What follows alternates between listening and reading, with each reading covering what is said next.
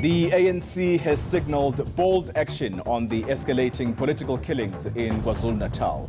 But can the governing party stem the tide of these assassinations? And Patricia de Lille has won the first round of her court battle against the Democratic Alliance leadership. Well, a very good morning to you and a warm welcome. The Politbureau is now in session. I'm Claude Mgambi, and in studio to discuss political killings and the de Lille fight, I'm joined by Associate Editor at Tiso Black Star, Ranjeni Munsami, and political analyst, Professor Tinyiko Maluleke.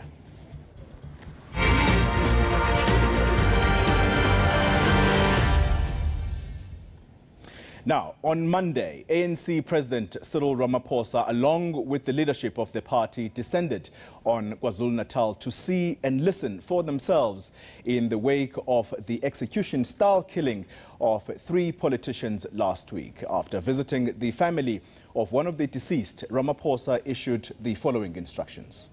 I have directed the Minister of Police, as well as the Minister of Intelligence and Justice and Defense, to meet as soon as possible and to give me a report about the investigations and the work that has been going on in relation to these killings that have been going on.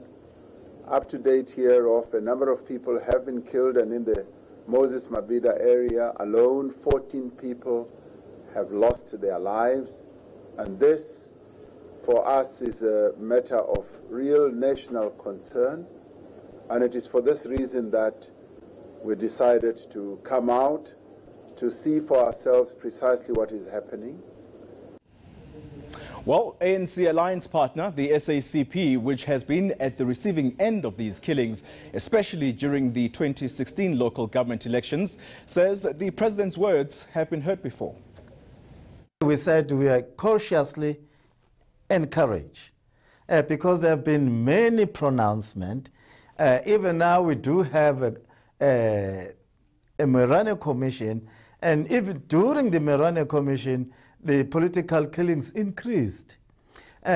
Because if there are no apprehension of these killers, it encourages other people to see it as a solution for a power struggle. So that's how dangerous this thing is. All right, so let's get this conversation on the way. And a good morning to you, to the two of you again. Ranjani, let me start with you. The SACP is not sounding convinced there by the leadership of the ANC going down to KwaZulu-Natal to see for themselves what's going on. The important question here to ask is their skepticism justified, given that even with the interventions that have said to have been introduced there to try and stem these, the killings continue? I think it is justified because the interventions are always the same, that you're dispatching a team, you're calling for an investigation, and then nothing really changes, and the killings continue. And KwaZulu-Natal is a very dangerous province. We know that there are caches of weapons there that have been there historically that have not been discovered. There are multiple reasons for the violence that's permeating now, one of which is factional battles within the ANC and within the alliance, and the second is a battle for resources. So you can't just dispatch a team of ministers and think you can deal with those two things, because clearly you must deal with these problems within the ANC and within the alliance first, and you must find out what this battle for resources is about, and then you identify all the protagonists at play. So it's a multiple way of dealing with it. You just don't send a team of political players and think that's going to stem the tide of violence. Prof, talk to me about the impact of these killings, particularly on the ANC-led alliance. The alliance partner of the ANC here, the SACP, was particularly affected in the lead-up to the 2016 local elections.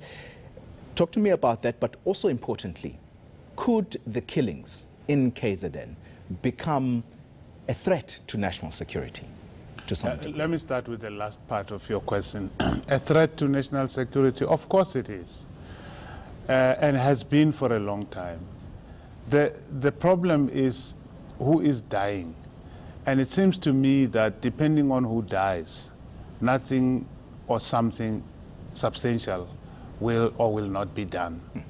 And the problem is that it seems to me that the ANC, in that province at least, but also nationally, has come to a point of accepting these as part and parcel of reality. And I say that because, I mean, 2 years ago, nearly 3 years ago, I wrote an article about the killings in KZN, and I said, is this the new normal? That was nearly 3 years ago. And that new normal is still normal now. So it is a national security issue, but I have a sense that we are being groomed to accept it as part and parcel of life there.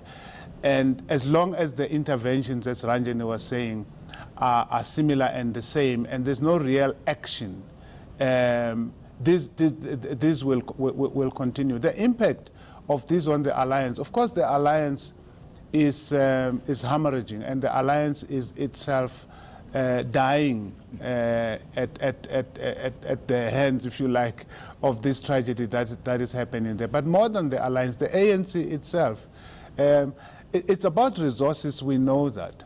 But it's also about the cheapness of black life. Because what is one more death in KZN? That's the kind, we hear what they say with their words, but with their actions, this is cheap life. This is collateral damage. There's a bigger fight out there. But what is bigger than the lives of people? It's a good question you ask. Ranjani, the SACP had a very interesting description about this, and you've already mentioned it, that this is about resources. So they're saying that these are economic killings, but happening behind the political curtain. The question, therefore, is what will it take to bring them to an end, particularly if they are taking place in a factionalized environment? Yeah, and this is precisely the point, because if people know that it's a battle for resources, then you need to identify, okay, which areas are these? What is this battle over? What is in contention? And who stands to gain from these deaths? I mean, it's not rocket science. You can identify, you can get to the bottom of the problem if you want to. KZN has a history of violence, and you cannot just send in teams to deal with these problems without properly identifying all the factors at play and dealing with them at different levels. And I think what makes this a particularly dangerous time is that it's a year before the election. When you talk about national security, if there's volatility in KwaZulu-Natal, you place the whole election at risk, because you cannot have an upsurge of violence in one part of the country and think that you then can have a normal election. So therefore, it's in the interest of everybody and national security that they deal with these issues, this competition for resources at municipal level, at provincial level for contracts, as well as the underlying factional tensions. All right, let's take a pause there, because I want to introduce now a soundbite of the Police Minister, Peggy Cele, who says the preliminary findings of the work of the KZN Police Special Task Team that's investigating these political killings will be made known on Monday. The Commissioner of the South African Police, 4 ministers, that is Minister of Defense, myself, State Security, Justice, Commissioner, Head of Hawks, Head of Prosecution, NPA, will be going down. This question you are asking, ask us Monday afternoon. Prof, what should we expect out of those preliminary findings if at this point we are unable to talk about anything substantial that's come out of those investigations? Yeah, you know, one day we have to look at our ministers of police, because if you look at the last three, all three of them have said very similar things about what has been happening in KZN. All three of them have gone about the problem in very similar ways. And all three of them have had a lot of words, you know, but very little action. So I took careful note of the SACP gentleman inset earlier who said we are cautiously encouraged. I don't know that we should hang a lot of hope on what is happening now, because what is needed really, arrest someone, find the people. Crimes have been committed. There is these commissions and task teams have their place. But we're talking about crimes being committed. I mean, are you going to investigate the killing of a person for how long? You know, so it seems to me that we need much more direct action and less words, because the police ministers are famous for speaking a lot of words in this country. Ranjani, very quickly, the preliminary findings, will they reveal anything? And more importantly, what do you make of the lack of arrests? Yes, on Monday, based on what Begitele is saying, there's going to be a report. There needs to be by Monday arrests. That's all there is to it. Is that they need to identify the people. Yes, and we've heard at the funeral people saying that there were hitmen identified. And these are plotted at the very top of the party. Yes, exactly. So by now, people know what's going on. People know each other. And that's where they need to go. You can't just give reports as a broad perspective on what's going on. You need to say, these are the people involved. These are the ones taken in for questioning. These are the ones we have enough evidence to charge. That's what needs to happen on Monday.